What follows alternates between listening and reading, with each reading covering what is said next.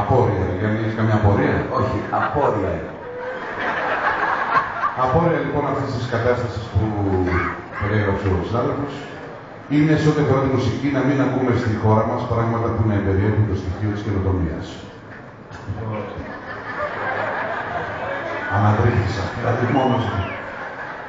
Αλλά δεν έγινε αντιληπτός, οπότε θα το πω διαφορετικά.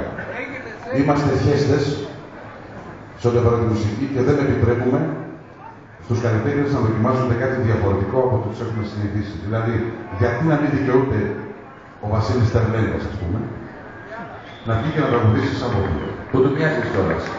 Εννοώ. Το Σαββόπουλο. Να βγει να πει... Σαν βγάλω αυτή τη φυλακή κανείς δεν θα με περιμένει.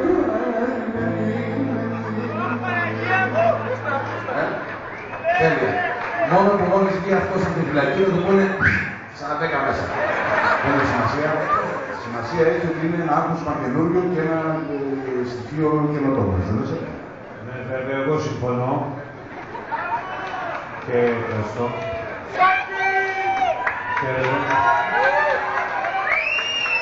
Και πάνω σε αυτό, αν μου αφήσετε, οι άντρες δεν καταλαβαίνουν γιατί το φωνάζουν αυτό. Δηλαδή οι γυναίκες είναι λογικό.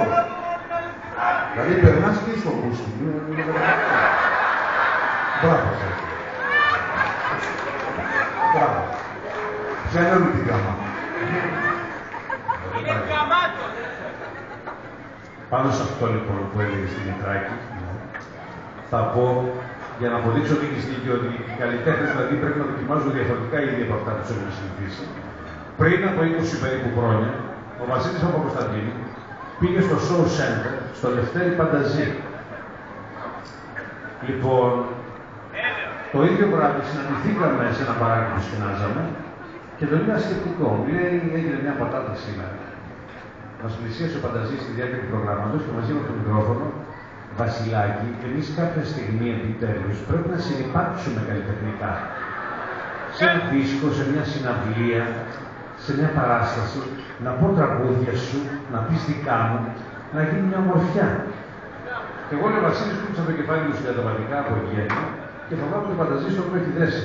Πράγματι έτσι είναι, ο Πανταζής το έδεσε και έκανε πρόβα κάποια κομμάτια του Βασίλη και ένα τραγούδι έχει πολύ ενδιαφέρον και θέλω να σας το πω.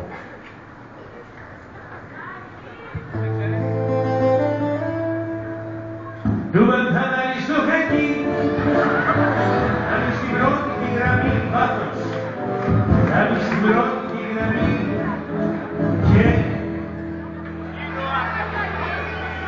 ήρωες θα γίνεις, έγινος δεν είναι πολύ, του είναι μεγάλη ιστορία, του είναι μεγάλη ιστορία και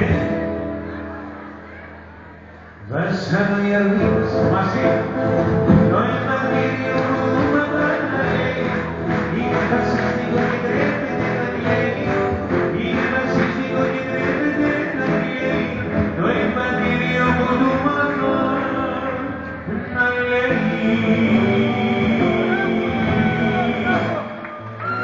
Να σε μυστείτε στο καράβι.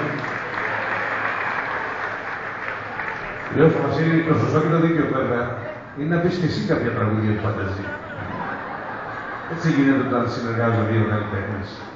Και του πρότεινε ένα κομμάτι του Φανταζή που νομίζω ο Βασίλης θα το σκίσε. Ταχύ! Στη μοτσί μου να παίρνει! Ταχύ! Με πέρασανε! Ταχύ!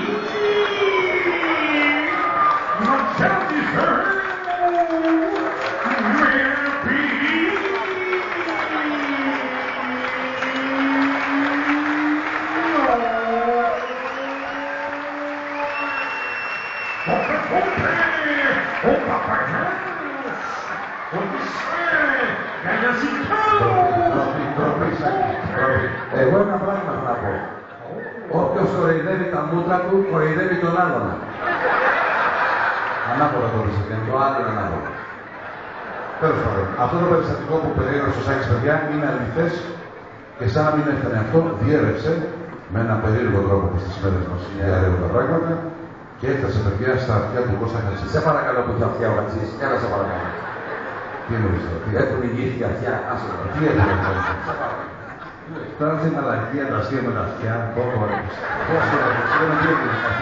Εσά εκεί στο κάτω αυτιά είπαμε, δεν είπαμε πάφλες. Άρα πάτε τώρα. Ναι, μπράβο, ναι. Γελάτε με τον εχθρό του Κουρέα. Σε ενδιαφέρον εκεί στα κομμωτήρια. Να σου πω, Γιάννη, πήγα να σου βρεις εκεί μπροστά από τον κύριο. Είναι Χριστός Ανέστη. Χριστός Ανέστη. Έλα τώρα και με τον Μόλο. Να σου πω, ο Κοντρίδης κρύφτηκε, έφυγε πήγε πίσω για να αυγά βλαχάκι. Είσαστε και δύο. Εντάξει, από τον Οκτώβριο που ξεκινήσαμε, μία μέρα, παιδιά, δεν υπήρξαμε με ένας γάτο μπροστά. Το κολοπακό. Στο μέτρο και τους φέρνει εδώ τους τρώνε. Λοιπόν, εντάξει, αφού το πάτε έτσι, αλλάζω την ατάκα μου και λέω, του κέντρισε το ενδιαφέρον του Κώστα Χατζή. Τι του το έκανε, του κέντρισε. Του κέντρισε τώρα γιατί το έπαιζε για τον Βασίλη που ήταν τον Μπουσόν.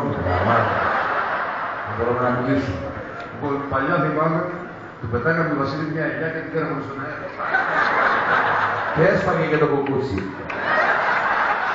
Τώρα μετά από χρόνια μας έχει απαγορεύσει να λέμε διάφορα πράγματα όπως Μιτεράν, έχουμε meeting, όρος μύτικας, μη τυχόν, αν μη τι άλλο, Μητυλίνη, ναι, nice to meet you,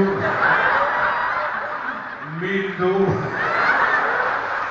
Μια φορά τσακώθηκε με τον Μαχαιρίτσα, γιατί του είπε ο Μαχαιρίτσας, παλιά βέβαια, έλα του, έχω φτιάξει ένα καταπληκτικό συγκρότημα, έλα να πούμε μαζί ένα τραγούδι. Ποιο συγκρότημα λέει ο Βασίλη, τους Τερμίτες. Βασίλη, τρίγωνο. Τι τρίγωνο. Δεν μου λέει Βασίλη, είναι φίλοι σου αυτό τώρα. Καλά δεν βλέπεις μωρέ. Να κατηγορείτε τον άνθρωπο που τόσο έχει κάνει για μας. Γιατί κατηγορήσαμε. Τι είναι αυτό τώρα το πράγμα. Λοιπόν, θα πάρω τα πράγματα στη θέση τους. Θα σας πω, παιδιά, τι εστί Παπακοσταντίνου, γιατί από αυτά τα κομμάτια δεν μπορείτε να το Μιχαήλ. Λοιπόν, πέρυσι το καλοκαίρι πήγαμε για συναντήσεις στην Κύπρο. Ναι, στην Αγία Μάπα. Θέλαμε λοιπόν να κάνουμε στην παραλία που λέει ο Ζούγας, να κάνουμε μπάνιο. Πλησιάζουμε στην παραλία, βλέπουμε από πάνω, τίκα παιδιά, δεν υπήρχε ούτε ένα τετραγωνικό μέτρο δεύτερο. Να τον βγάλετε το προστατική. Θα έκανε πολλά καλά, Όχι, δεν είναι προστάτη, έχει χλαμίδι. Πήγαινε τώρα να πω. Να σου πω, αυτό κολλάει και από μακριά, γιατί. Λοιπόν, βλέπουμε την παραλία, συνεχίζω εγώ. Δεν μπορούμε να καταγούμε τίποτα. Να κάτσουμε εκεί. Λέω ο Παπακοσταντίνου, αν μας αναχωρεθήκαμε όλοι, θέλουμε να προσυστούμε. Λέει ο Βασίλης, παιδιά, θα καθαρίσω εγώ. Τι θα κάνετε, εμείς σας νοιάζει. Λέει, πηγαίνετε εσείς προς την παραλία και τα υπόλοιπα αφήστε τα πάνω. Πλησιάζουμε λοιπόν προς το νερό, λίγο πριν φτάσουμε, ένας πανικός άνευ προηγουμένου. Να βγαίνουν από τη θάλασσα, να απομακρύνονται από την ακτή, ουρλιάζοντας φωνές, ένα πράγμα, χαμός. Λέω μια Κυπρία, λέω τι έγινε ρε κοπέλια, λέει «Ραμ κουμπάρε, ραμ, επουτσίσαμε την σάρκ». Τι σάρκ λέω έπαιξε. Λοιπόν, γυρίζω έτσι παιδιά, τι να δω. Σκάει ο Παπακοσταντίνου από ένα βραχάκι, ανάσκελα. Είδα το πτερίγιο και κάναμε όλοι τους. Μας έμεινε η παραλία και χιλιόμετρα. Μιλάμε για τέτοιο άνθρωπο. Έγινε θυσία.